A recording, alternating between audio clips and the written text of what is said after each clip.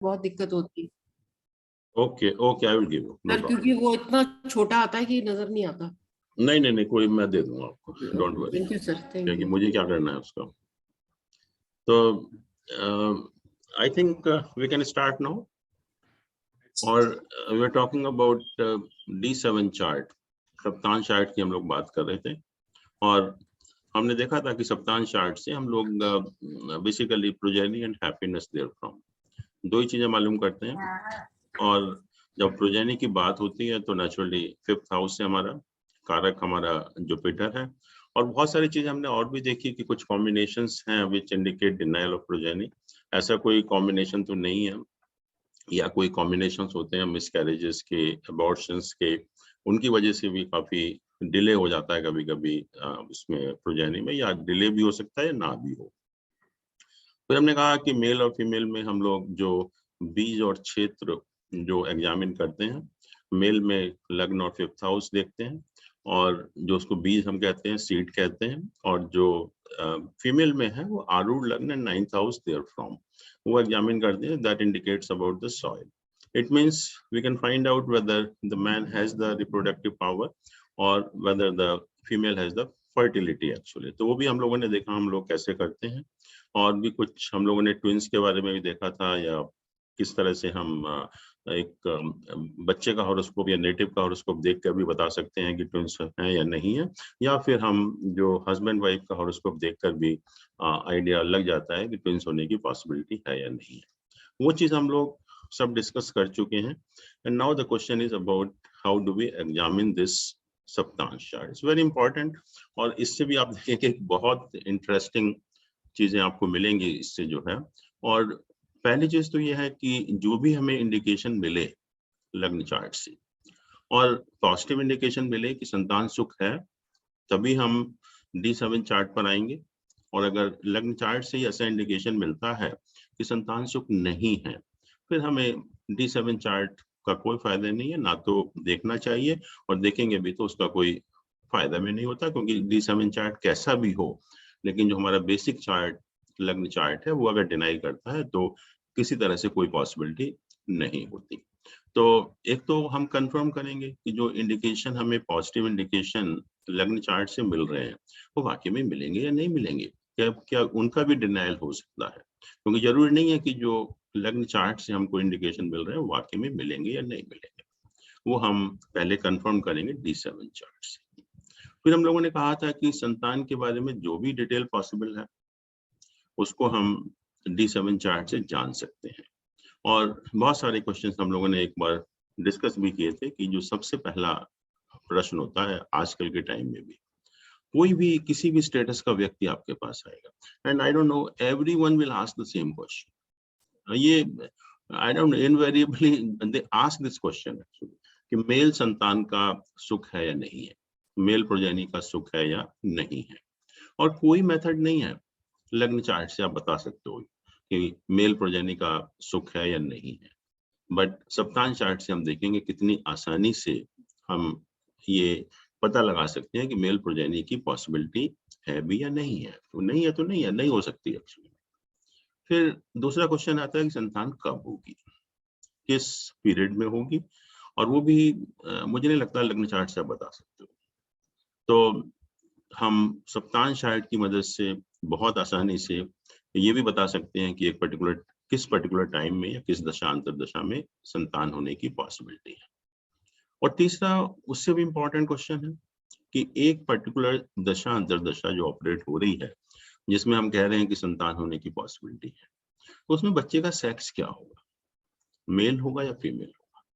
कोई तरीका नहीं है, आप कोई किसी तरह से नहीं बता सकते आप लग्न चार्ट को देखकर, बट एक पर्टिकुलर दशा, क्योंकि किसी के भी हस्बैंड वाइफ है, एक बार मेल भी हो सकता है, एक बार फीमेल भी हो सकता है। तो एक पर्टिकुलर दशा अंतर दशा में मेल होगा या फीमेल होगा, या मतलब सेक्स ऑफ द चाइल्ड, वो भी हम सप्ताह चार्ट की मदद से जानने की कोशिश करेंगे। फिर कभी कभी क्वेश्चन ये आता है कि देरी हो रही है संतान होने में, या कभी ना भी हो, शायद हम लोग एडॉप्शन भी करते हैं बच्चे का जो है, तो वो भी पॉसिबिलिटी कि क्या कोई पॉसिबिलिटी है अडॉप्शन की, या कपिल ये अडॉप्ट करे या कोई बच्चा या नहीं करेगा, वो भी हम सप्तांश चार्ट की मदद से जानने की कोशिश करेंगे। फिर कभी कभी क्या होता है, मेडिकल प्रॉब्लम होती है कि आपको नॉर्मली ठीक लग रहा है, हस्बैंड का भी हॉरोस्कोप ठीक लग रहा है और वाइफ का भी हॉरोस्कोप ठीक लग रहा है, लेकिन कुछ मेडिकल प्रॉब्लम है। और ये मेडिकल प्रॉब्लम किस में है, हस्बैंड में है या वाइफ में है, ये भी बहुत मुश्किल है लग्न चार्ट से बताना। बट D7 चार्ट से हम दोनों का हॉरोस्कोप इंडिविजुअली एग्जामिन करके ये बता सकते हैं कि मेडिकल प्रॉब्लम हस्बैंड में है या वाइफ में है। और जब मेडिकल प्रॉब्लम का पता लग गया तो naturally you can go for the treatment also. जो भी मेडिकल ट्रीटमेंट है या जो भी उपाय हैं ज्योतिष के, वो आप कर सकते हैं। तो किसमें मेडिकल प्रॉब्लम है वो भी हम बताकर या उसको एडवाइस कर सकते हैं मेडिकल ट्रीटमेंट के लिए भी जो है। फिर आजकल के टाइम में पर्टिकुलरली बहुत सारे हस्बैंड वाइफ हैं कि सब कुछ ठीक होते हुए भी horoscope is perfectly all right, वो भी कोई ऐसा इंडिकेशन नहीं है कि संतान ना हो या डिले हो या संतान का सुख ना हो, फिर भी संतान नहीं होते। क्योंकि आजकल जो देखा गया है कि बहुत हैं ऐसे हस्बैंड या वाइफ जो है वो सब कुछ ठीक होते हुए don't want to have children, और आपको पता नहीं चलेगा कि संतान क्यों नहीं। आप तो कहेंगे कि सारा हॉरोस्कोप बहुत अच्छा है, होनी चाहिए संतान जो है। बट D7 चार्ट से हम ये दोनों का हॉरोस्कोप देखकर बता सकते हैं कि कौन नहीं चाहता संतान करना, हस्बैंड नहीं चाहता या वाइफ नहीं चाहता। तो नेचुरली उसके हिसाब से फिर उनकी हम काउंसलिंग भी कर सकते हैं। तो ये भी पता लग जाता है D7 चार्ट से। इसके अलावा और जो बहुत इम्पोर्टेंट चीज भी है, जैसा हम देखेंगे भी कुछ हॉरोस्कोप जब एग्जामिन करेंगे कि हॉरोस्कोप ठीक है, D7 चार्ट भी बहुत अच्छा है, लग्न चार्ट भी बहुत अच्छा है, फिर भी संतान नहीं। क्योंकि कुछ कॉम्बिनेशन ऐसे हैं D7 चार्ट में which indicate denial of motherhood to a female, कि वो फीमेल जो है माँ का सुख नहीं है उसकी लाइफ में, जो माँ बनने का सुख नहीं है। तो वो ऐसे कौन से कॉम्बिनेशन है और उसकी वजह से भी संतान नहीं होगी। And once you see the सप्तान चार्ट कि ये रीजन है कि उसकी फीमेल के हॉरोस्कोप में इस टाइप का कॉम्बिनेशन, तो नेचुरली आप अल्टरनेट मीन्स है जैसे सरोगेसी वगैरह है जो भी है उसको अडॉप्ट करके आप संतान पैदा कर सकते हैं। तो कहने का अर्थ यह है कि संतान से संबंधित कोई भी प्रश्न हो, कैसा भी प्रश्न हो, आप D7 चार्ट की मदद से बहुत आसानी से आप बता सकते हैं and will find that in most of the cases they are correct also. कभी कभी होता है कि हॉरोस्कोप में टाइम का डिफरेंस बहुत ज्यादा होता है और हम D7 चार्ट की बात कर रहे हैं, राशि को 7 हिस्सों में डिवाइड करने की बात कर रहे हैं। तो अगर हम 120 बाई 2 घंटे की एक राशि होती है तो 120/7 करेंगे तो आप देख लीजिए कि 14-15 मिनट का अगर डिफरेंस तक है तभी भी सप्ताहांश चार्ट वही रहेगा, सप्ताहांश चार्ट में कोई चेंज नहीं। तो किस तरह से हम इन क्वेश्चंस का आंसर करेंगे सप्ताहांश चार्ट की मदद से, वो हमें देखना है। और सबसे पहले जो कंफर्म करेंगे हम कि जो भी हमारे पॉजिटिव इंडिकेशन लग्न चार्ट से मिले हैं वो वाकई में ही रेक्टिफाई होंगे या नहीं होंगे। क्योंकि कभी कभी ऐसा होता है कि लग्न चार्ट तो बहुत अच्छा बता रहा है फिर भी नहीं हो रहा। तो सप्ताहांश चार्ट से सबसे पहले हमें ये देखना है कि जो हमें लग्न चार्ट से इंडिकेशन मिले हैं वो कंफर्म हो रहे हैं या नहीं हो रहे, ये वाकई में आपको मिलेंगे या नहीं मिलेंगे। तो उसके लिए मेथड वही है कि जो सप्ताहांश चार्ट का लग्न है या किसी भी डिविजनल चार्ट का जो लग्न है वो सबसे ज्यादा इम्पोर्टेंट हो जाता है उस मामले में कि जो हमें इंडिकेशन लग्न चार्ट से मिले हैं वो कंफर्म हो रहे हैं या नहीं हो रहे। तो अगर D7 चार्ट में लग्न एफ्लिक्टेड है, लग्न अगर एफ्लिक्टेड है या लग्न वेल प्लेस्ड नहीं है, तो आप मान कर चलिए कि जो पॉजिटिव इंडिकेशन आपको मिले थे लग्न चार्ट से वो नहीं मिलेंगे, मतलब संतान सुख आपके अंदर नहीं होगा, भले ही कितने भी अच्छे इंडिकेशन लग्न चार्ट में क्यों ना हो। बट अगर D7 चार्ट में लग्न अगर एफ्लिक्टेड है तो मानकर आप चलिए कि जो संतान सुख के बारे में जो पॉजिटिव इंडिकेशन थे आपको लग्न चार्ट से वो नहीं मिलने वाले। अब दूसरा जो मेन क्वेश्चन, जैसे मैंने कहा कि मेल प्रोजेनी का सुख है या नहीं, मेल संतान का सुख है या नहीं है, वो हम कैसे जानेंगे एक्चुअली में D7 चार्ट से। तो उसके बारे में कहा गया कि अगर D7 चार्ट में, बहुत सिंपल है देखिए, मतलब and you can very easily find out actually, कि अगर D7 चार्ट में लग्न के साथ if Jupiter is also well placed, अगर लग्न के साथ साथ if Jupiter is also well placed, then only there is a possibility of male progeny. और अगर जुपिटर एफ्लिक्टेड होगा तो then there is no question of male progeny हो ही नहीं सकती एक्चुअली। तो बहुत आसान है कि D7 चार्ट में हम जुपिटर की पोजीशन को देखेंगे, और जुपिटर अगर हमें लगता है कि Jupiter is well placed, then straight away we can say कि yes there is a possibility of male progeny, या तो मेल संतान का सुख मिलेगा। और अगर किसी भी सप्तांश चार्ट में, और बहुत सप्तांश चार्ट आप देखेंगे भी कि जुपिटर वाकई में अफ्लिक्टेड होता है, तो मेल संतान का सुख उस केस में नहीं मिल सकता। तो ये सेकंड क्वेश्चन हो गया। फिर थर्ड क्वेश्चन है कि कब होगी संतान, किस दशा अंतर दशा में संतान होने की पॉसिबिलिटी है। हम जानते हैं कि कुछ प्लैनेट्स हैं मेल फीमेल, ऐसे ही कुछ साइन है मेल फीमेल। जहां तक राशियों का सवाल है, जो ऑड राशि है वो मेल राशि होती हैं, और जो इवन राशि होती है वो फीमेल राशि होती है, हम जानते हैं। ऐसे ही प्लैनेट का सवाल है कि सन, मार्स और जुपिटर मेल प्लैनेट है, और मून और वीनस फीमेल प्लैनेट है। सन, मार्स और जुपिटर मेल प्लैनेट हैं, और मून और वीनस जो है फीमेल प्लैनेट है। Now we are left with Mercury and Saturn actually, जिसको कि हम न्यूट्रल प्लैनेट या इंपोर्टेंट प्लैनेट हम बोलते हैं, नपुंसक ग्रह बोलते हैं। लेकिन यहाँ पर for the purpose of sex of the child we consider Mercury as a male planet, whereas we consider Saturn as a female planet. तो ये यहाँ थोड़ा सा डिफरेंस है कि मेल साइन, जो ऑड साइन है वो सारे मेल साइन है, और जो इवन राशियां हैं वो सारी फीमेल राशि हैं। मून, मार्स और जुपिटर मेल प्लैनेट है, और सन, मार्स और जुपिटर मेल प्लैनेट है, और मून और वीनस फीमेल प्लैनेट है। बट यहाँ पर सप्तांश चार्ट के पर्पस के लिए, या for knowing the sex of the child, Mercury is considered as a male planet and Saturn is considered as a female planet. तो किस दशा में संतान होगी, तो उसके बारे में कहा गया कि D7 चार्ट में जो भी प्लैनेट केंद्र और त्रिकोण के साथ एसोसिएटेड होते हैं, D7 चार्ट में जो भी प्लैनेट क्वाड्रेंट एंड ट्राइन्स के साथ एसोसिएटेड होते हैं, जो भी प्लैनेट है, बट उनका संबंध जो है केंद्र और त्रिकोण से होना चाहिए D7 चार्ट में। तो कहते हैं कि जब उनकी दशा या अंतरदशा जो भी दशा ऑपरेट होती है उस दशा में संतान होने की पॉसिबिलिटी होती है, provided those planets are sufficiently strong actually, कि जब भी उन प्लैनेट की दशा ऑपरेट होगी जो D7 चार्ट में केंद्र या त्रिकोण हाउसेस के साथ एसोसिएटेड होते हैं, और अगर वो प्लैनेट सफिशिएंटली स्ट्रांग हैं तो उस दशा में संतान होने की पॉसिबिलिटी होती है।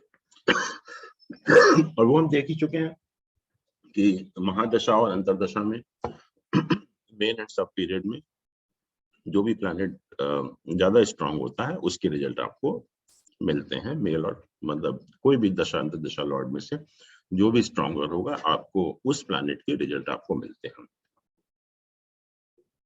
तो अगर वो प्लैनेट D7 चार्ट में केंद्र या त्रिकोण के साथ एसोसिएटेड है और प्लैनेट अगर वो स्ट्रांग है तो उसकी दशा अंतरदशा में हम कह सकते हैं कि ये दशा ऑपरेट हो रही है और इस दशा में संतान होने की पॉसिबिलिटी है, संतान होगी एक्चुअली। ये क्वेश्चन भी आपने आंसर कर दिया। अब क्वेश्चन ये है कि चलो दशा में तो होगी, बट इस दशा में मेल होगा या फीमेल होगा, वो हमें देखना है कि एक पर्टिकुलर दशा में मेल चाइल्ड होगा या फीमेल चाइल्ड होगा। तो उसके बारे में कहा कि अगर वो प्लैनेट मेल प्लैनेट है, वो प्लैनेट अगर मेल प्लैनेट है और मेल साइन में ही प्लेस्ड है इन D7 चार्ट। अगर वो प्लैनेट मेल प्लैनेट है और मेल साइन में ही प्लेस्ड है in D7 chart, then there is 100% possibility of a male child. मान लीजिए कि सन है, मार्स है, जुपिटर है या मरकरी है, और अगर ये ऑड राशि में प्लेस्ड हैं D7 चार्ट में, और आपने देखा कि उस प्लैनेट की दशा में संतान होने की पॉसिबिलिटी है, तो मेल प्लैनेट है, मेल साइन में प्लेस्ड है, तो then there is no doubt actually, then they can have a male child at that time actually. और अगर वो प्लैनेट फीमेल प्लैनेट है और फीमेल साइन में प्लेस्ड है, जैसे मान लीजिए मून और वीनस है या सैटर्न है, और वो 2, 4, 6, 8, 10, 12 राशियों में प्लेस्ड है D7 चार्ट में, तो हम कहेंगे कि 100% there is a possibility of female child only. But इतना आसान तो होता नहीं है कि मेल प्लैनेट मेल साइन में ही होगा, फीमेल प्लैनेट फीमेल साइन में ही होगा। सब कुछ आपको रेडीमेड तो मिलता नहीं है, हमें भी वहां भी दिमाग लगाना पड़ेगा थोड़ा सा जो है। तो हो सकता है कि मेल प्लैनेट फीमेल साइन में हो, फीमेल प्लैनेट मेल साइन में हो, और होगा भी ऐसा ही ज्यादातर। ऐसा कभी नहीं होगा कि, बहुत कम केसेस में होगा कि मेल मेल में ही होगा, फीमेल फीमेल में ही होगा। तो आपको बहुत ऐसे हॉरोस्कोप मिलेंगे जहाँ D7 चार्ट में वो प्लैनेट मेल है लेकिन फीमेल साइन में प्लेस्ड है, या फीमेल प्लैनेट है या मेल साइन में प्लेस्ड है। So in that case, you have to see the strength of the planet. How strong is the planet? How strong is the planet? अगर वो planet खुद बहुत strong है, तो रिजल्ट देगा अपने को। अगर वो planet strong नहीं है, तब अपने रिजल्ट नहीं देगा वो। अगर मेल प्लैनेट अगर फीमेल साइन में है और अगर मेल प्लैनेट स्ट्रांग नहीं है, तब मेल संतान नहीं देगा वो, फिर फीमेल संतान होने की जो है वो पॉसिबिलिटी होती है एक्चुअली। तो उस केस में जब मेल प्लैनेट फीमेल साइन में हो या फीमेल प्लैनेट मेल साइन में हो, उस टाइम हमें प्लैनेट की स्ट्रेंथ को देखना है कि वो प्लैनेट की स्ट्रेंथ कितनी है। अगर प्लैनेट बहुत स्ट्रांग है तो अपने रिजल्ट देगा, और अगर प्लैनेट वीक है या स्ट्रांग नहीं है तो फिर अपने रिजल्ट वो नहीं दे सकता। एक तो हम लोगों ने लग्न को देखा कि लग्न अगर स्ट्रांग होता है तब संतान सुख की संभावना होती है। बट D7 चार्ट में we also consider Venus and the 9th house also, Venus and 9th house, क्योंकि वीनस हमारा बेसिकली मटेरियल कंफर्ट्स हैं सारे के सारे, उसमें सब चीजें शामिल हो जाती हैं, और 9th हाउस हमारा भाग्य का स्थान भी है, 5th से 5th हाउस भी है। तो कहते हैं कि D7 चार्ट में आपको 9th हाउस और वीनस की पोजीशन को भी देख लेना चाहिए। D7 चार्ट में 9th हाउस और वीनस की पोजीशन को भी देख लेना चाहिए, और कभी कभी अगर 9th हाउस या वीनस या दोनों के दोनों एफ्लिक्टेड होते हैं, तभी भी there is a possibility of delay और denial in the project. D7 chart में वीनस और 9th हाउस की पोजीशन भी हमें देखनी है, और अगर ये दोनों एफ्लिक्टेड हैं, Venus in the 9th house in D7 chart, then also there is a possibility of delay or denial of progeny. अब जो बाकी क्वेश्चंस हैं, let us see those questions also.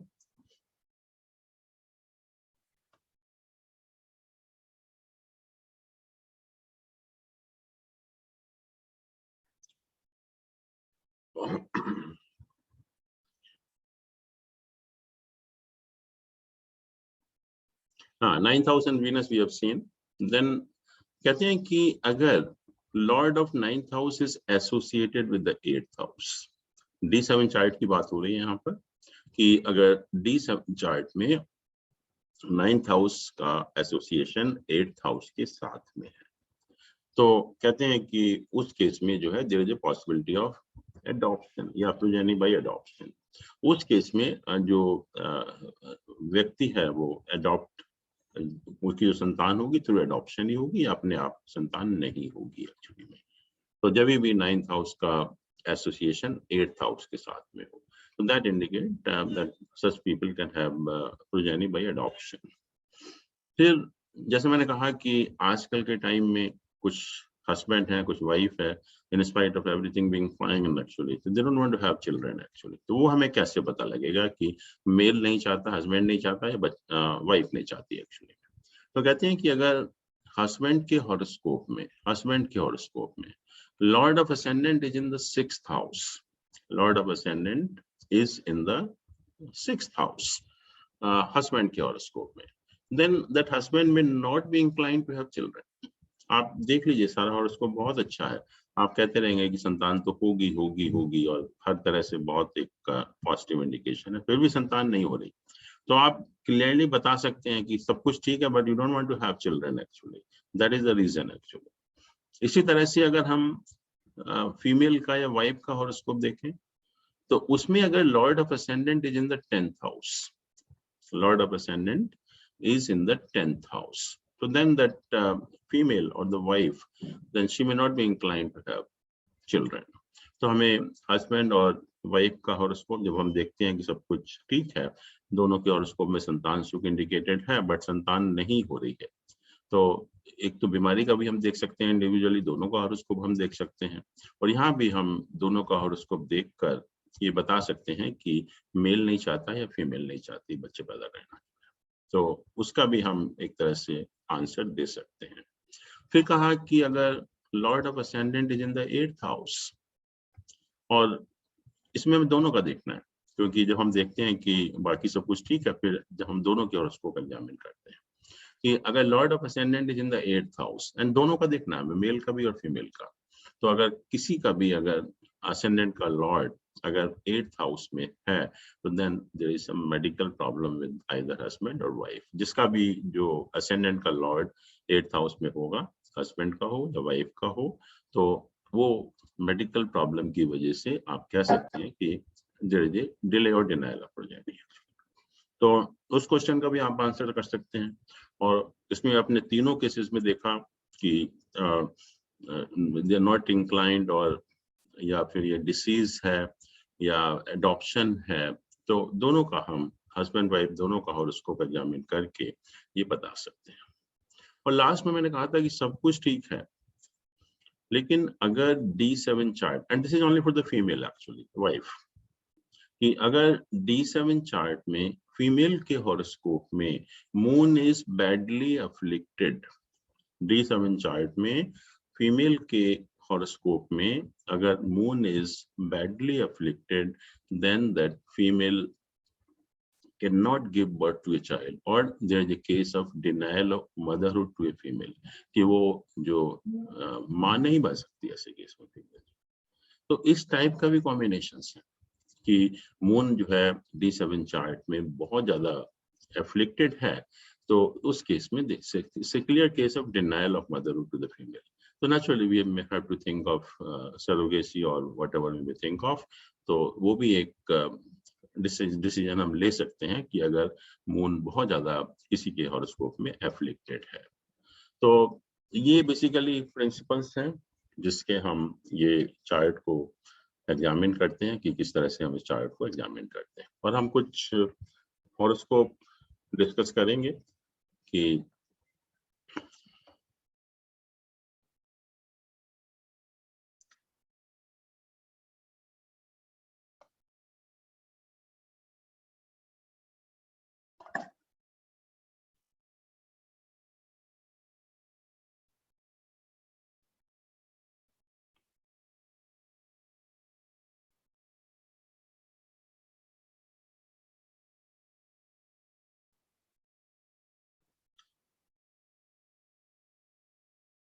देखिए ये एक फीमेल का हॉरोस्कोप है,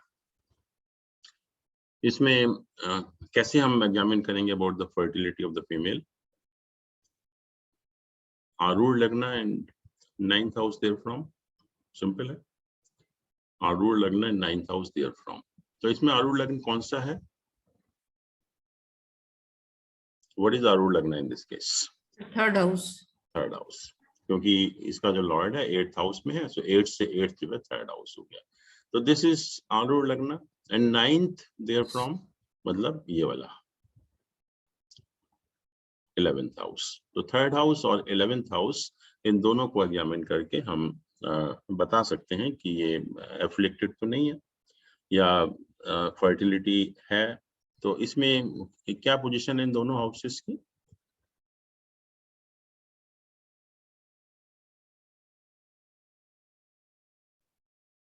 थर्ड हाउस की क्या पोजीशन है यहाँ अपने पर? अपने से 12th ही चलेगा। हाँ जी, सॉरी, आरूढ़ लग्न में जो 9th है, मार्स जो नहीं, है, let's talk of third house first. What is the position of third house? Sir 8th house पे चला गया सन 8th चला गया, अपने 6 चला गया। और 11th का लॉर्ड अपने से 12th पड़ा हुआ है। हम्म, पर उसके साथ जुपिटर बस है, जुपिटर का एसोसिएशन और लगन का एसोसिएशन है। आप नेगेटिव पॉजिटिव भी देखिए, जब दोनों को इस तरह बैलेंस। जुपिटर का एसोसिएशन है और मरकुरी भी साथ में जुपिटर का लगन नहीं है, का all three benefic planets have an association with the third house. Jupiter mercury यहाँ देख रहा है इसको और वीनस यहाँ देख रहा है इसको। जैसे वो लग्नादि योग टाइप का होता है कि सारे बेनिफिक का एसोसिएशन उस हाउस के साथ होता है। तो ये थर्ड हाउस के साथ तीनों बेनिफिक प्लैनेट का एसोसिएशन है और कोई मैलिफिक का इन्फ्लुएंस नहीं है उसके ऊपर, तीनों बेनिफिक प्लैनेट का। और इसको भी देखें अगर हम, तो दिस इज आल्सो ओके। इसका सर लॉर्ड हम सैटर्न का एस्पेक्ट नहीं लेंगे सर, सन एस्पेक्ट सैटर्न का भी है, राहु का भी है, जी सन के ऊपर जो है। बट जी पॉजिटिव पॉइंट ये है कि जो हाउस है ये वाला जो है, जी पहली चीज जब किसी भी हम हाउस को एग्जामिन करते हैं तो एक तो प्लैनेट की पोजीशन देखा हमने, कि हमने देखा कि इस हाउस के ऊपर तीनों बेनिफिक प्लैनेट का एसोसिएशन है, right. Then we saw the position of lord of that house. तो लॉर्ड आपने कहा सन है, सन 8th हाउस में प्लेस्ड है, बट सन और मून को ना तो 8th हाउस में बैठने का दोष लगता है, ना ही उसके लॉर्ड होने का दोष लगता है, तो उससे एग्जम्प्टेड है वो। और सन के साथ दोनों बेनिफिक हैं और सैटर्न राहु भी देख रहे हैं, दो बेनिफिक भी हैं, दो मैलेफिक भी हैं। हम यही कहेंगे कि दो बेनिफिक हैं, दो मैलेफिक हैं। तो उसका जो आधा मतलब एक तरह से अगर हम कहेंगे 1/3 हम ले रहे हैं, तो 1/6 उसका आपको मिलेगा असेसमेंट करने के लिए वैल्यू उसका पॉइंट। और तीसरा होता है लॉर्ड, सॉरी कारक, कारक इस हाउस का मंगल है वैसे, और मंगल का पोजीशन बहुत अच्छी है। तो ओवरऑल अगर हम देखेंगे तो third house is not bad, third house को हम एफ्लिक्टेड नहीं कहेंगे, थर्ड हाउस इज फाइन। और ऐसे ही जो 11th हाउस है, 11th हाउस में आप देखें अगर, तो वीनस तो इस तरफ है और जुपिटर यहाँ पर एस्पेक्ट कर रहा है, तो दो बेनिफिक प्लैनेट का तो है एसोसिएशन जो है। और Lord Mangal is well placed. जब हम कहते हैं कि इससे मान लीजिए इसका लॉर्ड यहाँ पर है, तो हम ये नहीं कहेंगे कि उससे 12th में चला गया। दिस इज द त्रिकोण स्थान। अगर हम 10th का लॉर्ड 9th में, हम ये तो नहीं कहते कि अपने से 12th चला गया, बहुत खराब position, this one of the best position की क्वाड्रेंट का लॉर्ड ट्राइन में चला गया, तो ये केंद्र में चला गया। इनको हम 12th इतना खराब नहीं मानते, क्योंकि केंद्र स्थान is the strongest position of the planet actually. ऐसे ही जब इसका लॉर्ड इसमें चला जाता है, तो हम ये नहीं कहते कि 10th का लॉर्ड 12th में चला गया तो बहुत ही खराब योग बन गया प्रोफेशन के लिए, प्रोफेशन के लिए बहुत अच्छा योग बनता है। तो anyway, what I mean to say कि this two are not afflicted, तो हम ये नहीं कह सकते कि फर्टिलिटी नहीं है, पहली चीज। सेकेंडली, अगर हम सप्तांश चार्ट को देखें थोड़ा सा, लग्न की क्या पोजीशन है यहाँ पर? सब काफी स्ट्रॉन्ग एग्जॉर्ट, लग्न इज वेल प्लेस्ड, लग्न इज वेल प्लेस्ड। और जुपिटर को आप कह सकते हैं कि अपने से 12th हाउस में गया, लेकिन जुपिटर के साथ जो कोई मैलिफिक प्लैनेट का एसोसिएशन नहीं है। और दूसरा, उसका जो साइन डिस्पोजिटर है सन, वो 3rd हाउस में है और मून और राहु के साथ प्लेस्ड है, और इधर वीनस का एसोसिएशन है, जुपिटर यहाँ एस्पेक्ट कर रहा है। तो एनीवे, मतलब जुपिटर की पोजीशन भी इतनी खराब नहीं है। खराब क्या है इसमें?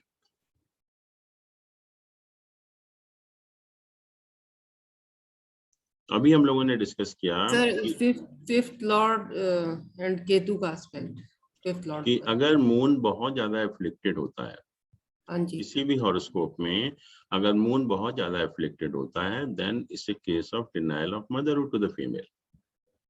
तो मून की क्या पोजीशन है यहाँ पर? तो मून डेबिलिटेटेड है और राहु के साथ है, और सैटर्न का और केतु का aspect सन सैटर्न राहु तीनों का एसोसिएशन है। जी। सन सैटर्न राहु और तीनों प्लैनेट सेपरेटिंग टेंडेंसी देने वाले प्लैनेट हैं। They are the worst planet actually. तो इससे ज्यादा रिफ्लेक्शन तो मून का नहीं हो सकता कि सन सैटर्न राहु तीनों के साथ एसोसिएशन हो उसका जो है। तो मून इतना ज्यादा रिफ्लेक्शन होने से it becomes a case of denial of motherhood actually, denial of motherhood actually. तो she couldn't become the mother actually. तो 2 बच्चे हैं उसके, but both are through surrogacy. Surrogate child हैं दोनों के दोनों, क्योंकि जो मेडिकल कुछ प्रॉब्लम है तो she can not become the mother actually. क्योंकि मून जो है बाकी सब चीज ठीक होते हुए भी, बट मून जो है इतना ज्यादा एफ्लिक्टेड है, जो हमने कहा कि अगर मून बहुत ज्यादा एफ्लिक्टेड होता है D7 चार्ट में, तो it becomes a case of denial of motherhood actually. ठीक है।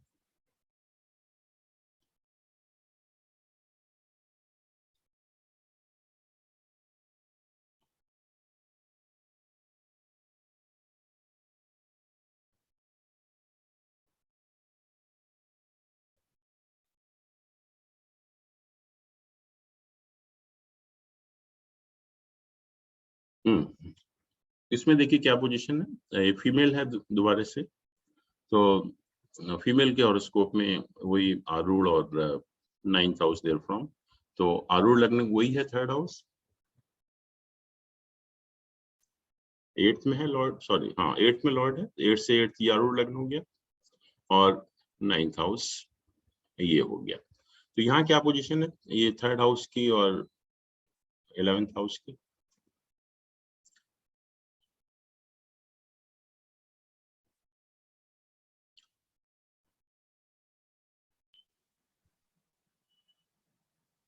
थर्ड हाउस की क्या पोजीशन है? थर्ड हाउस में तो मास थर्ड हाउस का लॉर्ड केंद्र में है पर राहु के साथ है। थर्ड और हाउस को पहले तीनों बेनिफिक प्लैनेट एस्पेक्ट कर रहे हैं। सर ऊपर हाँ ये बेनिफिक है और ये केंद्र में हाँ, आ और गए, लॉर्ड केंद्र में आ में गए, चला त्रिकोण में है। तीनों 3 बेनिफिक केंद्र में आ गए और थर्ड हाउस को एस्पेक्ट कर तीन रहे हैं, बेनिफिक मरकरी उसको एस्पेक्ट कर रहे हैं। एस्पेक्ट कर रहे हैं। यस। और इसका लॉर्ड सैटर्न है जो केंद्र में है, it's a good position and again it is associated with all 3 benefic planets. ठीक है। ऐसे ही इस हाउस के ऊपर मंगल की दृष्टि है बस, और बाकी जो इसका लॉर्ड है वो यहाँ पर है लॉर्ड इसका। मून की भी तो है सर। हाँ मून तो ठीक है, मून तो मैलिफिक नहीं है, मैं इसकी बात कर रहा हूँ। ये मार्स एक मैलिफिक प्लैनेट है और इसका लॉर्ड जो है ये मरकरी है। Again it's very well placed in the 9th house, त्रिकोण स्थान में है और बेनिफिक प्लैनेट के साथ है। तो अच्छी पोजीशन है। मेरा मतलब ये है कि इन दोनों हाउसेस की पोजीशन जो है वो ठीक है।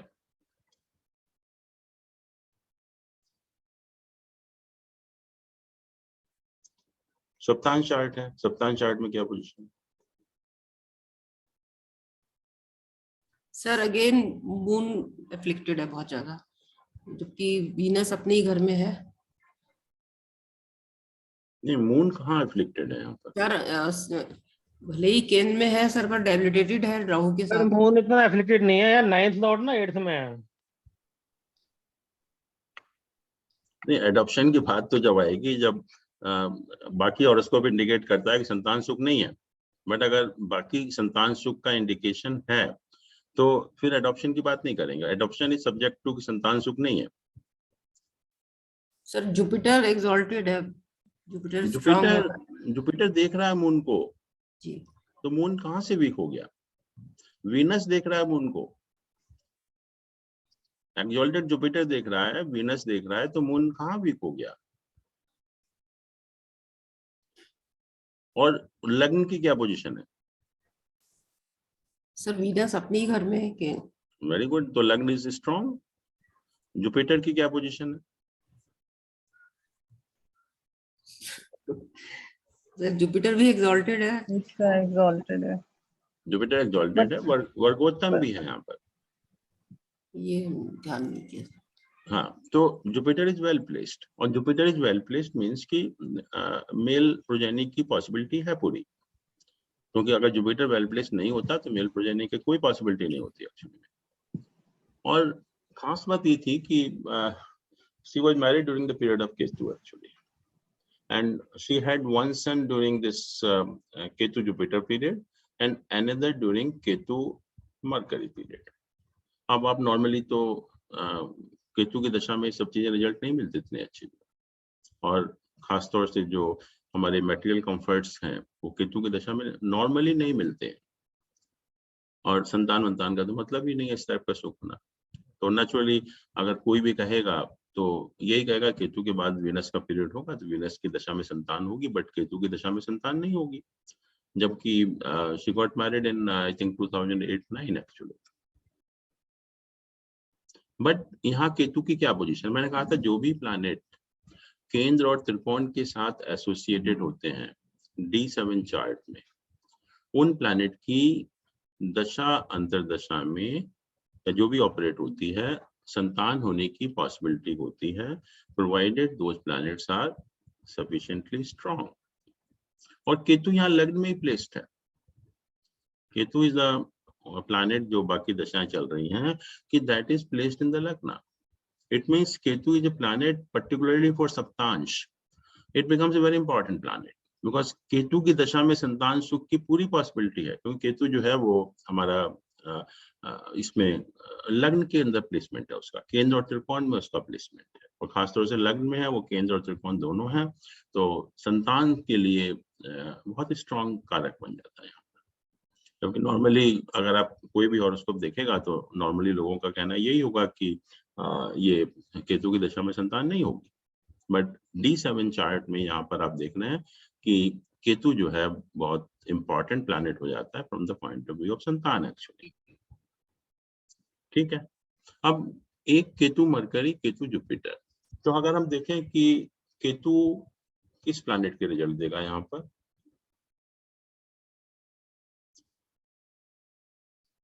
केतु जो है किस प्लैनेट के रिजल्ट देने चाहिए? सैटर्न के साथ बैठा हुआ था, सैटर्न सैटर्न के साइन में, सैटर्न एस्पेक्टिंग हो गया। राहु केतु के बारे में हमने कहा कि जो प्लैनेट उनके साथ में हो या जिन प्लैनेट का उनके ऊपर एस्पेक्ट हो, उसमें से जो भी स्ट्रॉन्गेस्ट प्लैनेट होता है। परंतु अगर ना तो कोई प्लैनेट है ना ही कोई एस्पेक्ट कर रहा है, तो उस केस में भी गो बाय द दशा लॉर्ड एक्चुअली, कि दशा साइन लॉर्ड जिस राशि में है उस राशि के रिजल्ट देंगे एक्चुअली, उस राशि के रिजल्ट आपको मिलते हैं।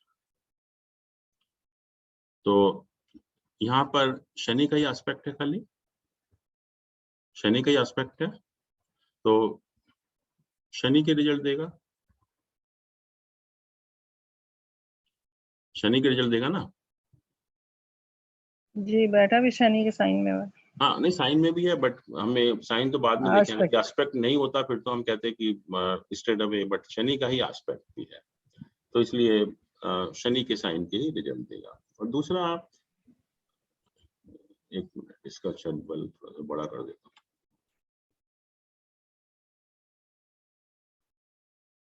ये षटबल है, आप देख रहे हैं, तो शनि का जो षटबल है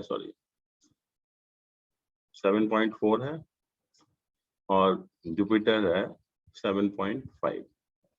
ठीक है, तो इन दोनों में जुपिटर इज स्ट्रॉन्गर, हम कहेंगे बराबर है, बट जुपिटर यहाँ पर इसलिए मैं इंपॉर्टेंट कर रहा हूँ कि एक तो कारक है संतान का, वर्गोत्तम है, एक्सॉल्टेड है।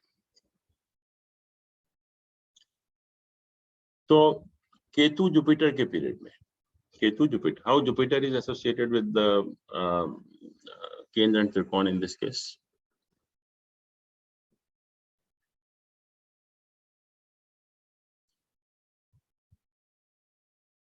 सर एस्पेक्ट है केंद्र और त्रिकोण पर।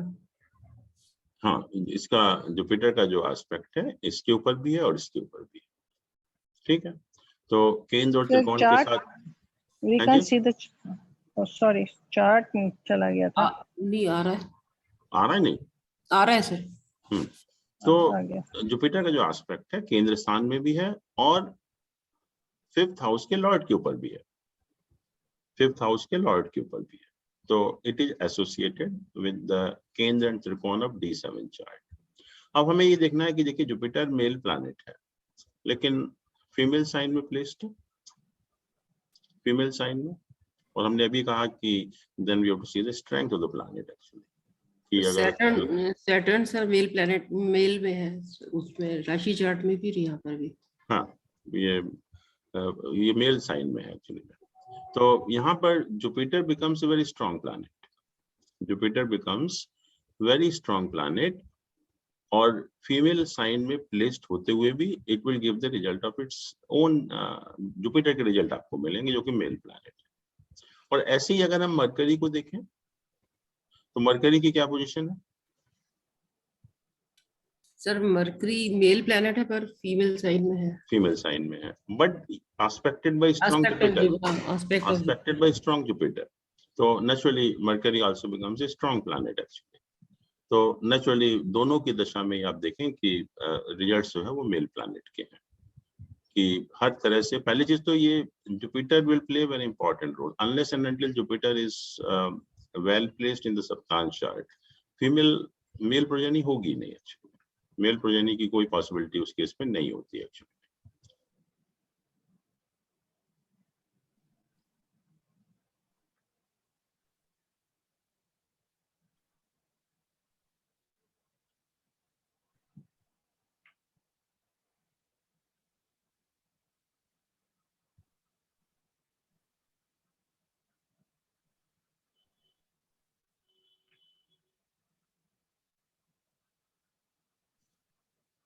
ये रवि शास्त्री जी का हॉरोस्कोप है, इसकी क्या पोजीशन है? हम लग्न देखेंगे और 5th हाउस को देखेंगे।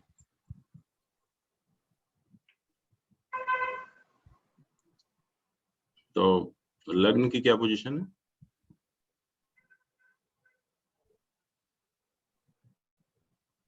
सर स्ट्रॉन्ग है, aspected by Jupiter and Mercury in lagna, 5th house Lord इन लग्ना विद सन। कि ट्राइन का लॉर्ड ट्राइन में है जी, ट्राइन का लॉर्ड ट्राइन में है, and sun naturally in the ascendant is supposed to be lord of kendra in the trine actually. So otherwise also sun in the lagna is supposed to be a good position actually, और वैसे भी यहाँ पर केंद्र का Lord ट्राइन में है और ये दोनों एक्सचेंज हो रहा है और इसका लॉर्ड यहाँ पर है तो लग्न स्ट्रांग हो गया, बट इसकी क्या पोजीशन है?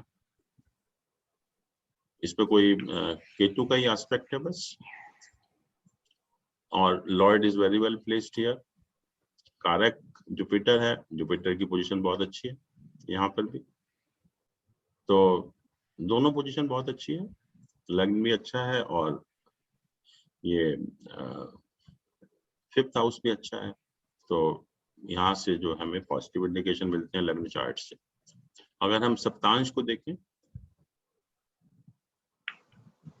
यहाँ देखिए क्या पोजीशन है,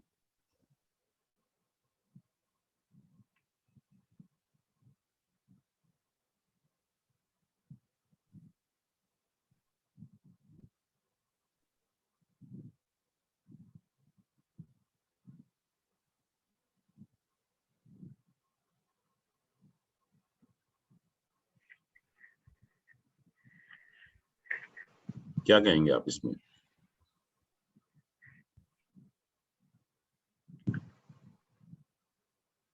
लगन तो स्ट्रॉन्ग ही कहेंगे, अपने सुखेश में जाके बैठा हुआ जुपिटर। जी, लग्न स्ट्रॉन्ग है और Jupiter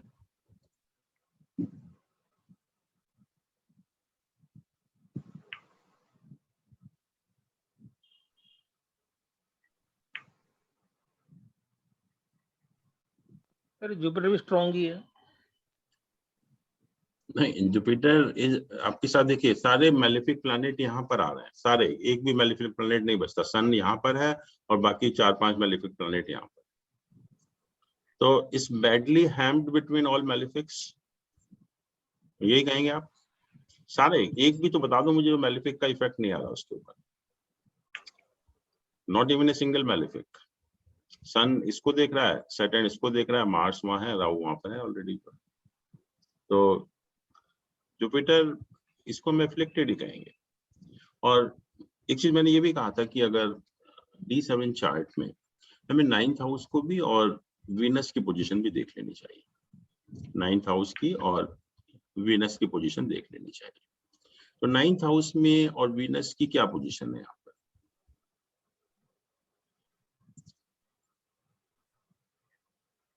ninth house and Venus. Venus को देखिए पहले, वीनस को क्या सब पोजीशन? खराब है, शत्रु राशि में छठे हाउस में खराब है। And aspected by Saturn, Saturn and Mars both. Mars also. Mars and Saturn both. 9th house को देखें आप, तो 9th हाउस के ऊपर भी सारे मैलेफिक प्लैनेट का इन्फ्लुएंस है, बिल्कुल। सारे मैलेफिक प्लैनेट का।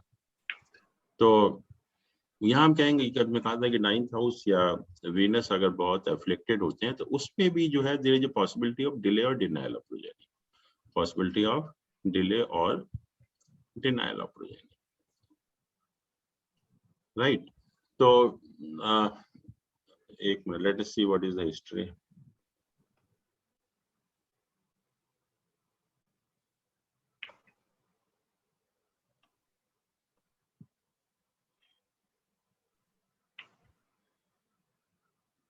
ये married in 1990 and daughter was born after so many years, 2008 actually. So that because 9th house और Venus जो है बहुत ज्यादा afflicted है, तो वो इंडिकेट करते हैं कि either delay or denial of progeny। तो उसकी वजह से भी जो है ये कभी कभी ये प्रॉब्लम हो जाती है एक्चुअली। तो ये भी हमें देखना है।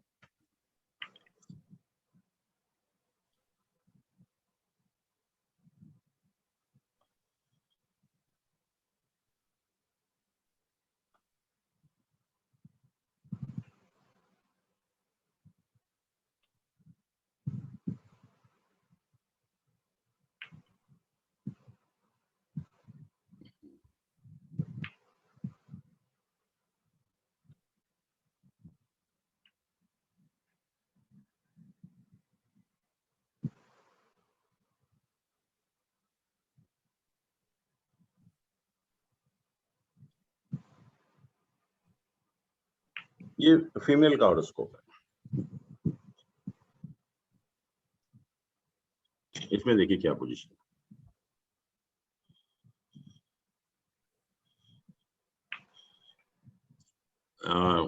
आरूढ़ निकालेंगे हम पहले। तो आरूढ़ किस हाउस में पड़ेगा इसका? 10th हाउस मकर राशि। 4th हाउस में पड़ेगा सर जाके, नहीं, क्योंकि 7th में तो आ नहीं सकता। अपने से 7th है, तो 7th से 7th तो ये 1 में आएगा। 1 में हाँ जी। आया, और जब 1 में आता है तो it is in the 10th तो एक्चुअली। 10th हाउस, अगर 7 में आता है तो 4th होता है, बट 4th होता है, यस सर। हाँ, तो 1 में आया है तो ये 10th from that place, 10th from that place। Correct correct. तो दिस इज आरूढ़ लग्न and 9th house there from, 9th house there Yes। From is this one. तो 10th हाउस और 6th हाउस, इन दो को हमें देखना पड़ेगा, 10th हाउस को और 6th हाउस को। अब इसमें देखिए क्या पोजीशन है 10th हाउस की। चलिए पहले लेट अस सी 10th हाउस।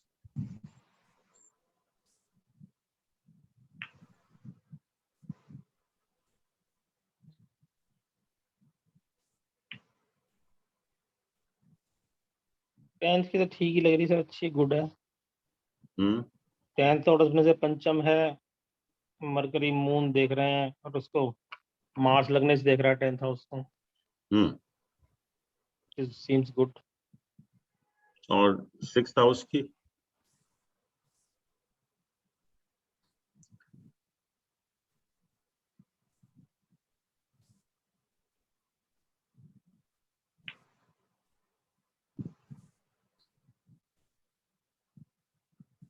इसका लॉर्ड जाके 8th में बैठ गया सर, रेट्रोग्रेशन दिया। लॉर्ड 8th में है, सन ये है, सैटर्न, अफ्लिक्टेड बाय सन। सन सैटर्न देख रहा है। और इसको भी अगर 10th हाउस को देखिए ध्यान से, मंगल का तो एस्पेक्ट है इसके ऊपर, और राहु इधर है, और सैटर्न का एस्पेक्ट यहाँ पर आ रहा है, सैटर्न का एस्पेक्ट यहाँ पर आ रहा है। तो ये भी मरकरी भी रेट्रो है, हाँ वो तो सैटर्न ठीक भी है, रेट्रो है। हाँ तो वो अलग बात है, बट ये दोनों हाउसेस बहुत अच्छे नहीं है यहाँ पर, इसका ना ये अच्छा है ना ये अच्छा है, तो it indicates about the fertility. और सप्तांश को भी थोड़ा सा देखते हैं, सप्तांश चार्ट में क्या पोजीशन।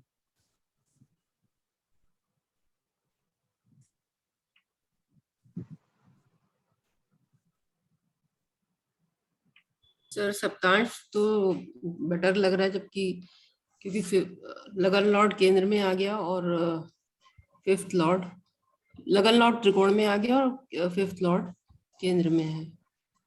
मून उसको एस्पेक्ट कर रहा है, वीनस को, सप्तमांश तो सर ठीक लग रहा है, ठीक है। वीनस को एस्पेक्ट कर रहा है मून, जुपिटर लगन को एस्पेक्ट कर रहा है। लग्न की क्या पोजीशन है? सर हाँ, लगन कृत्रिम है। केंद्र ट्राइन में आ लॉर्ड गया, ट्राइन में आ गया सर, मून का एस्पेक्ट है। नहीं, लगन को खुद को देखिए ना, आप फर्स्ट कृत्रिम हाउस है। को, क्या पोजीशन है? हाँ, हैम्ड है सर सर, सन और हैम्ड केतु के है बीच में है, सर, हाँ जी, सन और केतु के बीच में है। हाँ हैम्ड है। हैम्ड नहीं है, you see other planets also, Mangal का एस्पेक्ट यहाँ पर आ रहा है, शनि का एस्पेक्ट यहाँ पर आ रहा है, और एक भी कोई ऐसा मैलेफिक बताओ जो नहीं एसोसिएटेड है इससे। ऑल मैलेफिक्स, जुपिटर उसको, हाँ खाली एक अगर जुपिटर शनि का एस्पेक्ट, पड़ा तो जुपिटर का हाँ सिर्फ एक जुपिटर एस्पेक्ट कर रहा है, बट बाकी सारे मैलेफिक हैं, पांचों मैलेफिक का एसोसिएशन है, तो मैलेफिक एफ्लिक्शन बहुत ज्यादा है। और हम लग्न चार्ट में देख चुके हैं कि जो आरूढ़ लग्न है और 10th हाउस है बहुत एफ्लिक्टेड है, तो उससे भी एक फर्टिलिटी एब्सेंट है, बट यहाँ लग्न भी जो है वो भी सारे मैलेफिक प्लैनेट का एसोसिएशन है। और फिर हमने कहा था कि जो 9th हाउस और अगर 8th हाउस के साथ एसोसिएटेड हो, 9th हाउस का एसोसिएशन 8th हाउस के साथ हो, तो 9th का लॉर्ड मरकरी 8th हाउस में है, 9th का लॉर्ड मरकरी 8th हाउस में है। और वैसे भी अगर आप देखें कि जब 9th हाउस और वीनस बहुत ज्यादा एफ्लिक्टेड होता है, तो उस केस में भी हम लोगों ने कहा था कि डिले या डिनायल का केस बनता है।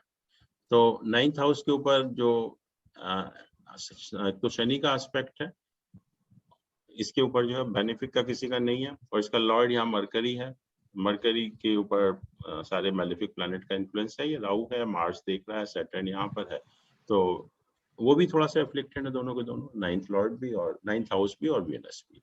और 9th का लॉर्ड 8th हाउस में होने की वजह से मतलब this becomes a case of progeny by adoption.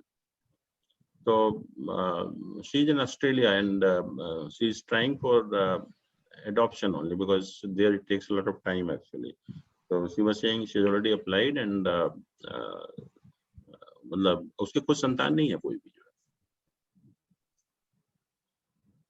तो यहाँ पर लग्न चार्ट भी वो इंडिकेट करता है, सप्तांश चार्ट भी जो है काफी कुछ वैसा ही इंडिकेशन है उसमें भी जो है।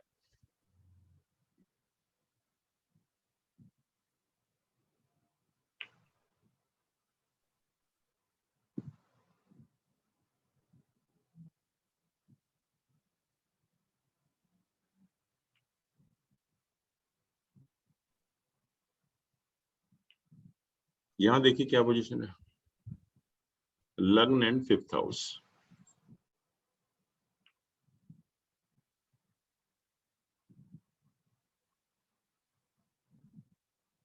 लगन की वजह से बहुत खराब है, लगन में शनि है, दोनों तरफ केतु और मार्स है।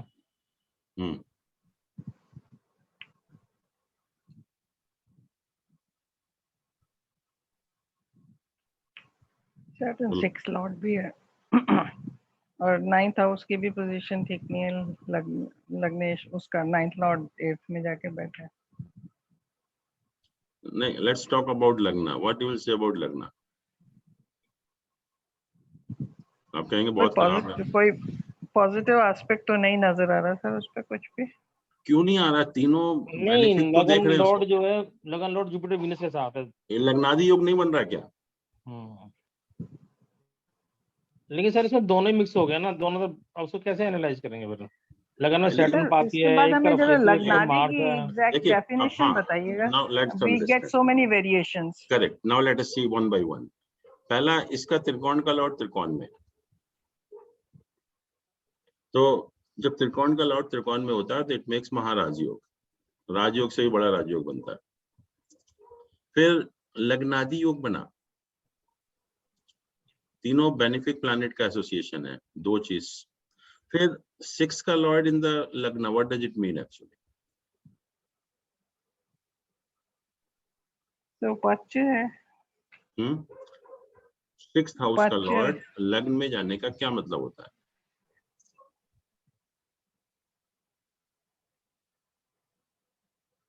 आपने अभी बताया था थोड़ा टाइम पहले। अपने से 8th पोजीशन में चला गया, अपने से 8th पोजीशन में, और उस केस में 6th हाउस के जो भी हमारे नेगेटिव सिग्निफिकेशंस होते हैं उनको खत्म करता है, तो उसको भी एक राजयोग मानते हैं। अगर 6th हाउस का लॉर्ड लग्न में जाता है तो that is again a very good position actually. और जो और बात है कि लग्न की डिग्री कितनी है? 16 है, और सैटर्न की डिग्री कितनी है? वो भी वेरी क्लोज। 16 के आसपास ही है। तो क्या मतलब हुआ इसका? बहुत स्ट्रॉन्ग हो गया सर इसका मतलब ये।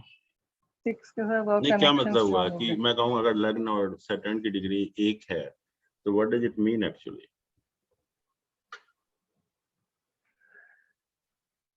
सर बहुत पावरफुल हो गया, एकदम मध्य में ही है बिल्कुल लगन के में। आप कितने भी डिविजनल चार्ट बनाइए, Shani will always be in the लग्न। कोई सा भी डिविजनल चार्ट आप कहीं से भी कोई भी देख लीजिए, किसी तरह का भी डिविजनल चार्ट, 16 के 16 डिविजनल चार्ट में शनि लग्न में ही होगा। आप देखो कोई ऐसा डिविजनल चार्ट नहीं है कि जिसमें शनि लग्न में ना हो। एंड इसको हम भाव वर्गोत्तम कहते हैं। जैसे राशि वर्गोत्तम होता है, ऐसी भाव वर्गोत्तम होता है। और भाव वर्गोत्तम मतलब जो अगर एक प्लैनेट अगर सारे डिविजनल चार्ट में एक ही भाव में आता है तो it becomes a very strong position of that planet. अब आप मुझे बताइए कि अब क्या कहोगे, अब इसको अच्छा कहोगे खराब? अब सबको now we have to make a combined assessment कि इन टोटलिटी हमें असेसमेंट करना है, क्या नेगेटिव पॉइंट है, क्या पॉजिटिव पॉइंट्स है। तो दोनों को मद्देनजर रखते हुए आप क्या कहेंगे लग्न की पोजीशन?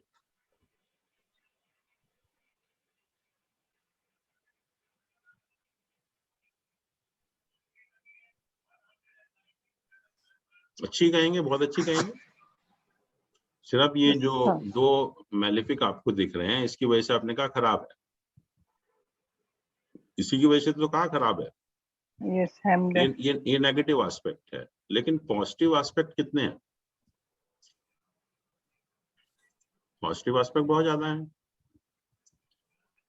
तो नेचुरली अगर 90% अच्छा है और 10% खराब है तो 80% तो ठीक हुआ वो।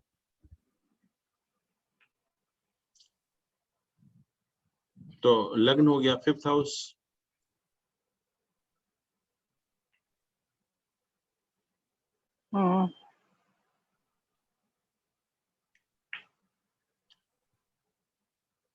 मंगल का एस्पेक्ट है उसके ऊपर, और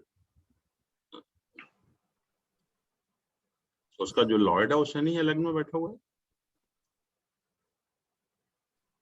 शनि लग्न में बैठा हुआ है।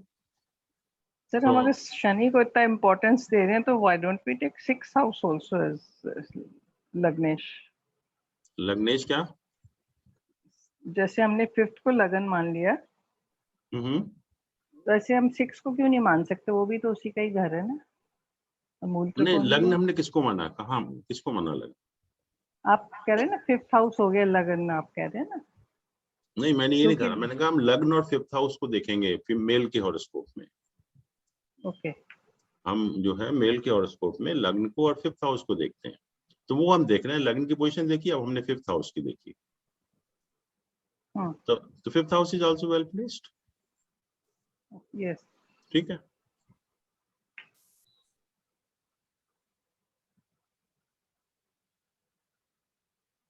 सप्ताह चार्ट में देखिए लग्न की क्या पोजीशन है, पहले लग्न को देखते हैं। सर लगन तो बहुत स्ट्रांग हो गया क्योंकि मरकरी है, जुपिटर है, सैटर्न वर्गोत्तम आ ही गया है यहाँ पर। मरकरी अपनी राशि में है, जुपिटर है वहां पर, शनि मंगल राहु देख रहे हैं उसको, तो बहुत अच्छा तो नहीं है बट ठीक ठीक है, 40-50% ठीक है। हम क्योंकि दो बेनिफिक भी देख रहे हैं, मरकरी भी अपने साइन में है, जुपिटर भी अपनी राशि में है, तो हम ये नहीं कहेंगे कि बहुत खराब है या बहुत अच्छा है। अच्छा भी नहीं है बट इतना खराब भी नहीं है कि एकदम डिनाइल करे प्रोजेनी का, जो मीडियम कहेंगे, मीडियम है। But what is the position of Jupiter here?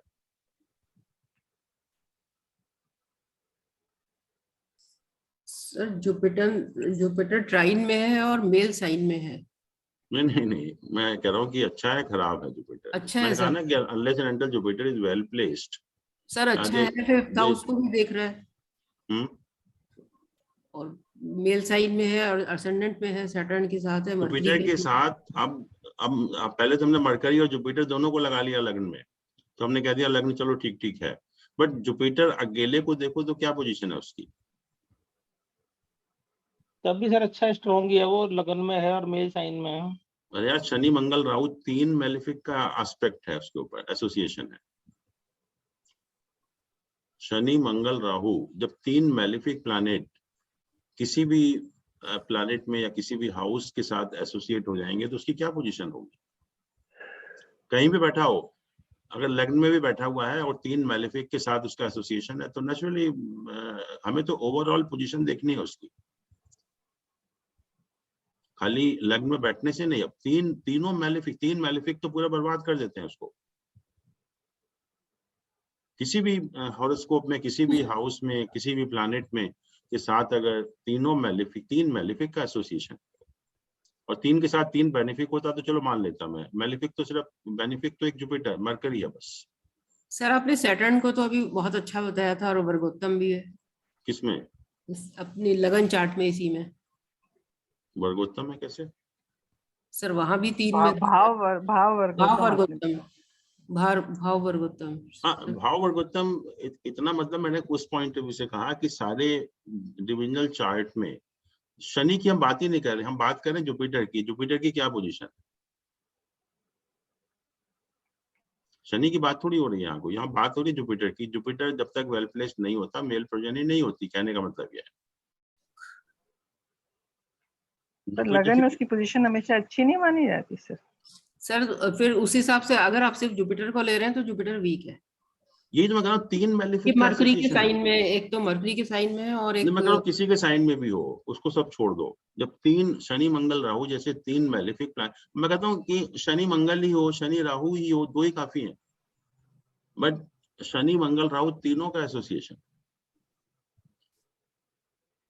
तो that makes Jupiter a weak planet. और मैंने कहा कि unless Jupiter is well placed in the D7 chart, there is no question of male progeny.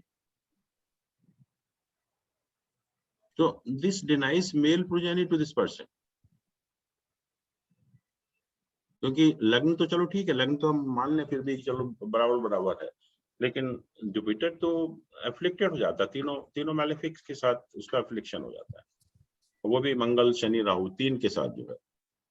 और सन भी यहाँ देख रहा है इसको, इस हाउस के ऊपर सन का भी इन्फ्लुएंस है एक्चुअली। तो कोई भी ऐसा मैलिफिक नहीं है जो इसके साथ एसोसिएशन ना हो। तो सर वीनस भी डेबिलिटेटेड है और फीमेल साइन में है। नहीं, वीनस की तो बाद में बात आएगी, पहले तो हम ये देख रहे हैं कि मेल प्रोजेनी का सुख है या नहीं है। तो उसके लिए हमने देखा कि जुपिटर की पोजीशन जो है वो वीक है, इसलिए मेल प्रोजेनी का सुख जो है वो नहीं मिलेगा, ये बात हो रही थी खाली। तो मेल का नहीं है, फीमेल है, मेल का सुख नहीं है। एक और देखते हैं।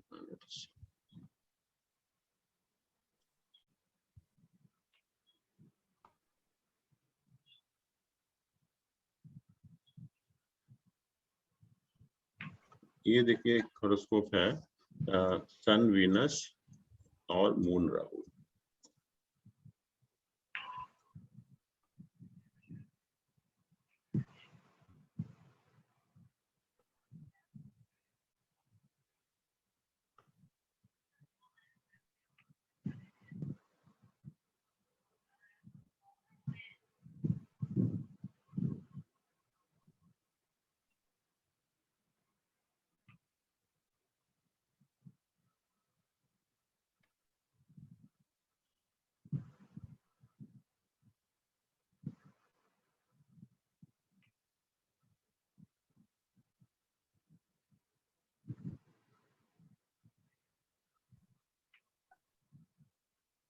ये देखिए फीमेल का हॉरोस्कोप है। तो इसमें आरूढ़ लग्न एंड 9th देयर फ्रॉम। आरूढ़ लग्न कौन सा हुआ इसमें? 5th हाउस धनु राशि 5th हाउस। वही हो गया। Fifth ये 5th हाउस और ये 9th से ये हो गया। मतलब लग्न और 5th हाउस ही हमें देखने हैं इस केस में। लग्न और 5th हाउस ही देखने हैं। तो लग्न की क्या पोजीशन है? लगन तो स्ट्रांग है सर। लग्न इज वेरी स्ट्रांग। उसका लॉर्ड सन है, एग्जॉल्टेड है, 9th हाउस में है। और यहाँ आप उसकी स्ट्रेंथ भी देख सकते हो थोड़ा सा।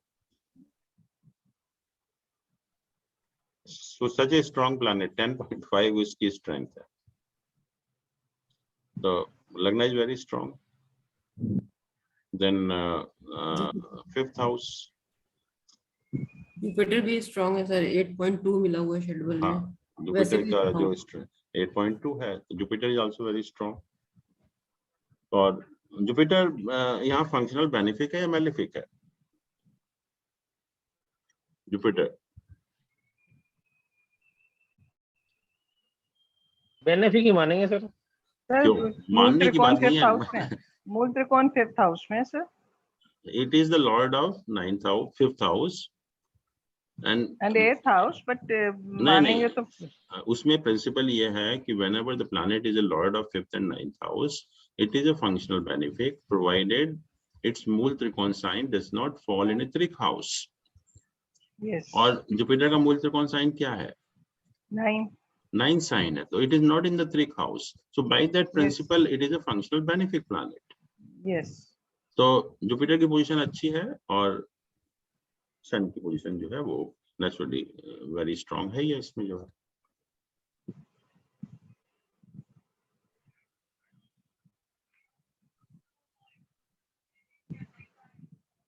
यहाँ देखिए लेट अस सी लग्न एंड जुपिटर।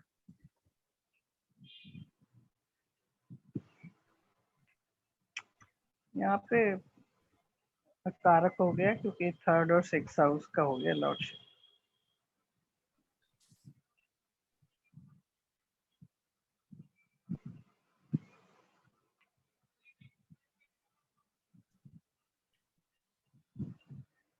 लग्न पे मून मार्स राहु और इसका लॉर्ड वीनस है, वेल प्लेस्ड।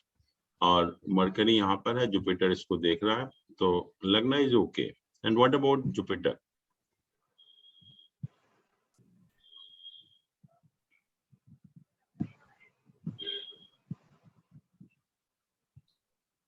सर जुपिटर भी ठीक है, अपनी राशि में है। और 5वें स्थान में है और अपनी राशि में है।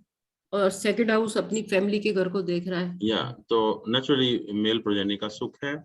और जैसा हमने देखा कि पहला जो हुआ सन और वीनस के पीरियड में हुआ। तो सप्तांश में सन और वीनस की क्या पोजीशन है? दोनों दोनों दोनों ही केंद्र में है, राइट। और सन और वीनस में किसके रिजल्ट आपको मिलेंगे? सन के मिलेंगे या वीनस के मिलेंगे? जो भी स्ट्रांग होगा इन दोनों में से। सन इज वेरी स्ट्रांग 10.5, इससे तो स्ट्रांग कोई है ही नहीं। सन के रिजल्ट मिलेंगे। Sun is a male planet but placed in a female sign. और जब प्लैनेट इतना स्ट्रांग है, जैसा कहा हम लोगों ने, तो रिजल्ट आपको प्लैनेट के मिलते हैं। And sun is a male planet, तो नेचुरली हमें मेल साइड का बर्थ हुआ उस टाइम जो है। और दूसरा है मून और राहु का। मून और राहु का, तो राहु यहाँ पर किस प्लैनेट के रिजल्ट देगा? अगर लग्न चार्ट को देखें तो राहु किसके रिजल्ट देगा यहाँ पर? वीनस के। वीनस के क्यों देगा? वीनस और जुपिटर जुपिटर में तो एस्पेक्ट कर रहा है ना। तो वीनस और जुपिटर में जो भी स्ट्रांग होगा उसके रिजल्ट देगा। वीनस और जुपिटर में जो भी स्ट्रांग होगा उसके रिजल्ट देगा। जुपिटर स्ट्रांग है सर। जुपिटर इज स्ट्रॉन्गर 8.2 है, वीनस 7.2 है। तो जुपिटर के रिजल्ट मिलेंगे एक तरह से। जो है राहु जो है वो जुपिटर के रिजल्ट देगा।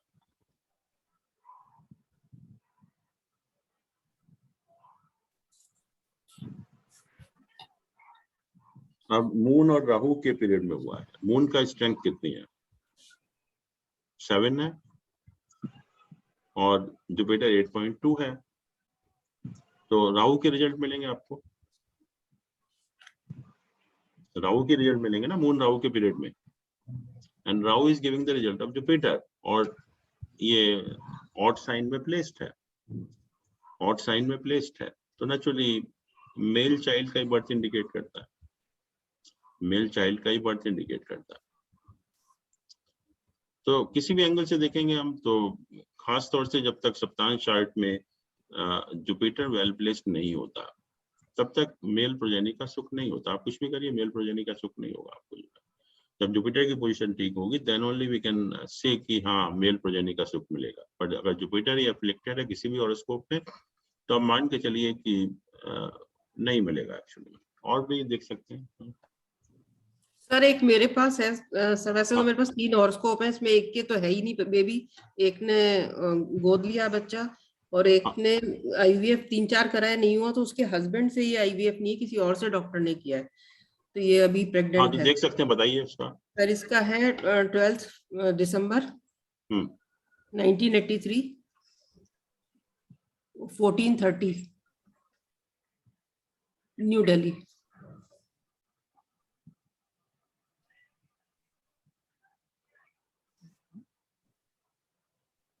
फीमेल है ना ये? हाँ जी।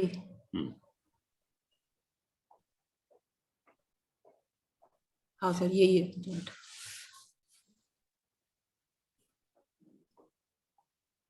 पहले आरूढ़ लग्न देखिए कौन सा है इसमें। 11th हाउस हो गया सर। 11th हाउस, ये वाला, ठीक है। जी। And 9th house there from 7th house, ये 7th हाउस हो गया। 2 हाउस हमें देखने हैं बेसिकली, एक ये और एक ये। पहले तो इनकी पोजीशन देखिए क्या है, इसको देखिए क्या है मून का। Late us see this first.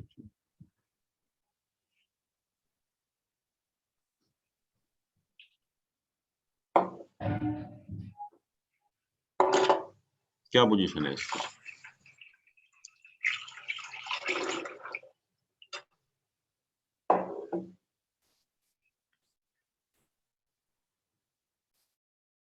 Sir moon षटबल में तो स्ट्रांग है, रूपा 8.3,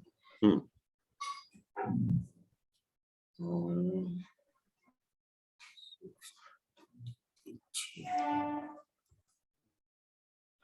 अगर हम राहु ये 2 हाउस हाँ, है। जी जी सर। क्या इन दोनों की क्या पोजीशन है? मतलब मून के ऊपर कोई एस्पेक्ट है? मार्स इसको देख रहा है खाली, और राहु इसको देख रहा है, केतु इसको देख रहा है, जुपिटर भी इसको देख रहा है। इसके लॉर्ड की क्या पोजीशन है? ये है यहाँ पर एक्सॉल्टेड है सर, और लगन को देख रहा है। एक्सॉल्टेड नहीं है, लगन को देख, लगन हम नहीं देख रहे, इसको देख रहे हैं। तो इसके साथ देखिए सारे मैलिफिक का एसोसिएशन है जी। राहु भी, कोई भी ऐसा मैलिफिक नहीं है जो एसोसिएटेड ना हो इसके साथ जो है। बट एनीवे सप्तांश देखते हैं पहले तो इससे बहुत अच्छी पोजीशन नहीं है, बट सप्तांश से ज्यादा पता लगेगा।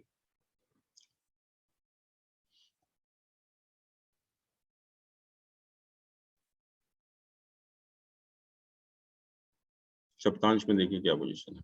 लग्न की देखते हैं पहले।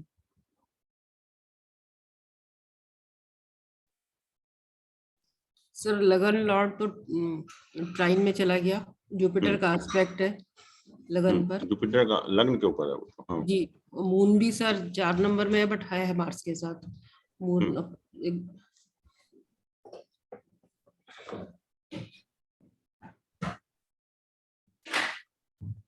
भाग्येश भी सर केंद्र में ही है। नहीं, हम लग्न की जो ये हमने कहा वीनस यहाँ पर है, सर 9th स्ट्रॉन्ग हाउस है, में। फीमेल चार्ट, फीमेल साइन में है, बट स्ट्रॉन्ग है। हाँ नहीं, देखो सारे प्लैनेट की पोजीशन देखो ना, इधर सैटर्न है, मार्स इसको देख रहा है जी। राहु यहाँ पर देख रहा है। जी सर। तो लग्न का लॉर्ड एफ्लिक्टेड, इसको देखिए पहले, ये लग्न की क्या पोजीशन है यहाँ पर। जुपिटर है, सन देख रहा है इसको, सैटर्न राहु यहाँ पर है, सन यहाँ पर है, और केतु का एस्पेक्ट यहाँ पर आ रहा है। सेकंड हाउस पर, यस। तो बहुत अच्छी पोजीशन तो नहीं है, बट आप कह रहे हैं कि मतलब आप 16 साल बाद सर ये अभी बड़ी कंसीव की है, 5th मंथ चल रहा है इसका। और वो भी इसके अपने हस्बैंड से आईवीएफ में नहीं की करी है, वो पहले इसने अपने हस्बैंड के साथ ही हुआ था, ये नहीं, आईवीएफ था। हाँ तो इसका मतलब कुछ हस्बैंड का प्रॉब्लम है ना, इसका हाँ, मतलब हस्बैंड का प्रॉब्लम है sir. Medical problem is with the husband actually. हाँ, हस्बैंड में है, तो ये नहीं कंसीव कर रही थी। हाँ, तो जब आप कह रहे हो कि उससे भी नहीं हुआ आईवीएफ से, तो naturally there is some problem with the husband actually. नहीं, वो तो पता है सर, हस्बैंड में है प्रॉब्लम। हाँ, तो नेचुरली फिर नील है ऑलमोस्ट। हस्बैंड का देखना पड़ेगा। हस्बैंड का आप नेक्स्ट टाइम बताइएगा तो देखते हैं उसमें क्या पोजीशन है। सर इसके हिसाब से इसका मेल बैठता है, चाइल्ड फीमेल बैठता है, क्योंकि अभी तो ये नहीं, जब हस्बैंड का आप कह नहीं रहे सर, हो हम सीखने के लिए ही कर रहे हैं, ये सीखने के लिए ही। हाँ, सीखने के लिए करें अगर हम तो, बट हस्बैंड का ज्यादा प्रिवेल करेगा ना। पहले एनीवे देखते हैं कि दशा क्या चल रही है। सर मेल प्रोजेक्ट नहीं होनी चाहिए सर, मेरे हिसाब से तो मेल होगी सर। नहीं, देख लेते हैं ना, अभी दशा कब है ड्यू? सर अभी 5th मंथ स्टार्ट हुआ है इसका।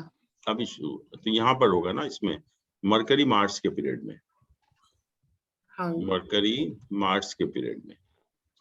और मेल प्रोजेक्ट नहीं होगी। मरकरी तो है ही इसका लॉर्ड, मार्स भी इसको देख रहा है यहाँ पर। और मरकरी मार्स में कौन स्ट्रांग है? मरकरी और मार्स में दोनों ही डेफिनेट है, दोनों ही मार्स तो 4.2 है और मरकरी 7। मरकरी का है, मरकरी है ना ज्यादा स्ट्रांग, ठीक। ठीक है। और मरकरी मेल प्लैनेट है और इसके ऊपर जुपिटर का स्ट्रांग एस्पेक्ट है, अपनी राशि को देख रहा है वो, जी सर। तो मेल की ज्यादा पॉसिबिलिटी है इसके हिसाब से। ठीक सर। बट जो आप बता रहे हैं कि आईवीएफ नहीं हुआ, तो इसका मतलब तो the problem is with the husband actually. Sir वो तो पता है सर, उसका स्पर्म काउंट ऑलमोस्ट नील है बिल्कुल। हाँ, तो वही उसी की वजह से। चलिए, एनी अदर क्वेश्चन?